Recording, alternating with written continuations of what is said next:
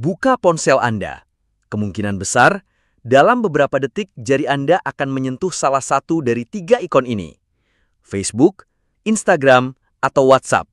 3 aplikasi yang dijalankan oleh satu perusahaan yang digunakan oleh hampir separuh populasi planet ini. Platform ini adalah tempat kita berbagi kabar bahagia, terhubung kembali dengan teman lama, membangun bisnis, dan menyaksikan momen-momen penting dalam hidup. Semua ini lahir dari visi satu orang, seorang jenius coding yang bermimpi untuk membuat dunia lebih terbuka dan terhubung. Tapi, di balik semua koneksi ini, ada sebuah paradoks, sebuah pertanyaan besar. Apakah platform ini benar-benar menyatukan kita, atau justru secara perlahan memecah belah kita? Untuk menjawabnya, kita harus kembali ke sebuah kamar asrama di Harvard pada tahun 2004 ke dalam pikiran seorang mahasiswa jenius yang mungkin sedikit kesepian. Ini adalah kisah Mark Zuckerberg. Di lingkungan Universitas Harvard yang sangat hierarkis dan penuh persaingan, status sosial adalah segalanya. Mark Zuckerberg, seorang mahasiswa psikologi dan programmer ulung, merasa menjadi seorang outsider. Ia melihat sebuah kebutuhan dasar manusia yang tidak terpenuhi secara efisien di kampusnya, keinginan untuk mengetahui siapa orang lain dan di mana posisi kita di antara mereka. Eksperimen pertamanya, FaceMesh, adalah sebuah situs kontroversial tempat mahasiswa bisa membandingkan foto teman-temannya. Situs itu ditutup dalam beberapa jam, namun ledakannya membuktikan satu hal, ada dahaga yang luar biasa untuk interaksi sosial online. Dari Abu FaceMesh inilah, The Facebook lahir. Awalnya, ini adalah sebuah direktori online eksklusif untuk mahasiswa Harvard. Sebuah tempat untuk melihat siapa mengambil kelas apa, siapa berteman dengan siapa. Ini bukan ide yang sepenuhnya baru, tapi eksekusi Zuckerberg sangatlah brilian. Platformnya bersih, mudah digunakan, dan yang terpenting, ia menggunakan identitas asli, menciptakan sebuah rasa otentik yang tidak dimiliki platform lain. Misi awalnya terdengar sangat idealis, menjadikan dunia lebih terbuka dan terhubung. Dan dunia merespons dengan cepat. Dari Harvard, Facebook menyebar ke universitas lain, lalu ke sekolah menengah, dan akhirnya ke seluruh dunia.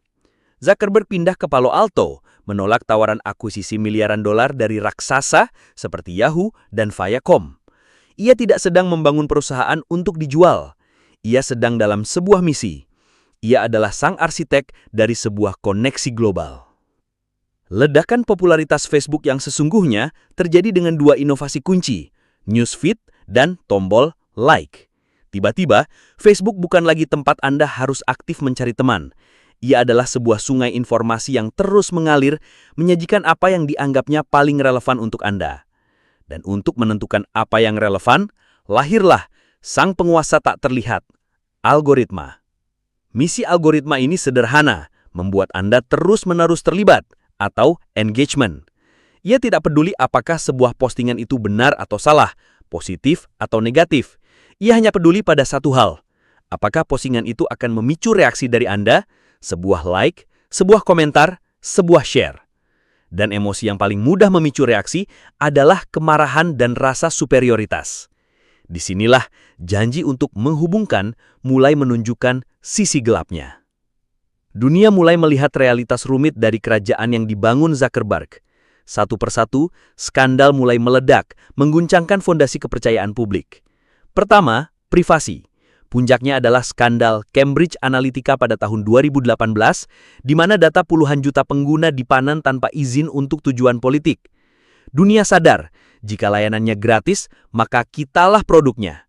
Data kita adalah komoditas paling berharga. Kedua, kesehatan mental. Bocoran dokumen internal perusahaan menunjukkan bahwa Facebook, sekarang Meta, tahu bahwa platform Instagram memiliki dampak negatif yang signifikan pada citra diri remaja perempuan, namun tidak banyak berbuat untuk mengatasinya. Mesin engagement harus terus berjalan. Ketiga, dan yang paling merusak adalah disinformasi. Dari campur tangan pemilu di berbagai negara hingga penyebaran hoaks selama pandemi, platform yang dirancang untuk menghubungkan justru menjadi senjata ampuh untuk mempolarisasi dan menyebarkan kebencian. Filosofi awal Zuckerberg, bergerak cepat dan hancurkan sesuatu, move fast and break things, telah menjadi kenyataan.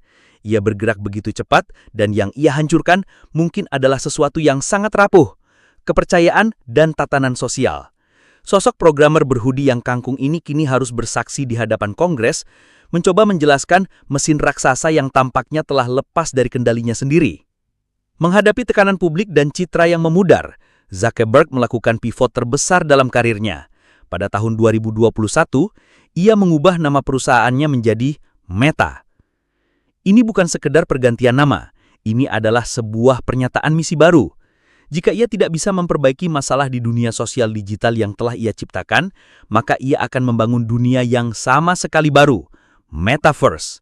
Sebuah realitas virtual di mana interaksi, pekerjaan, dan hiburan bisa terjadi. Sebuah dunia yang ia bisa rancang dan kontrol dari awal, jauh dari kekacauan platform lamanya. Dan kini, di tahun 2025, pertaruhan itu terus berlanjut. Di tengah perlombaan kecerdasan buatan AI yang sengit, Meta juga berinvestasi besar-besaran, bersaing dengan Google dan Microsoft untuk membangun fondasi teknologi berikutnya. Mark Zuckerberg tidak lagi ingin hanya menjadi raja media sosial. Ia ingin menjadi salah satu arsitek dari kenyataan kita berikutnya. Jadi, siapa sebenarnya Mark Zuckerberg? Seorang idealis naif yang visinya menjadi terlalu besar untuk dikendalikan? Atau seorang operator dingin yang memahami psikologi manusia dan membangun mesin adiksi paling kuat dalam sejarah? Mungkin keduanya. Warisannya sangat kompleks. Ia telah berhasil menghubungkan dunia dalam skala yang belum pernah terbayangkan, memungkinkan miliaran koneksi manusia yang tak akan pernah terjadi tanpanya. Namun di saat yang sama, koneksi itu datang dengan biaya yang hingga kini masih terus kita hitung. Ia telah memberi kita sebuah alat yang sangat kuat, dan kini seluruh dunia sedang berjuang untuk belajar bagaimana cara menggunakannya dengan bijak. Kisah Mark Zuckerberg yang penuh paradoks ini adalah cerminan dari era kita. Inilah inti dari tokoh modern. Di channel ini, kita tidak hanya mengagumi para visioner, tapi juga secara kritis menganalisis dampak dari ciptaan mereka terhadap dunia. Terima kasih sudah menonton. Kami ingin mendengar. Menurut Anda, apakah Facebook dan Instagram lebih banyak menyatukan atau memecah belah kita? Bagikan pengalaman dan pendapat Anda di kolom komentar.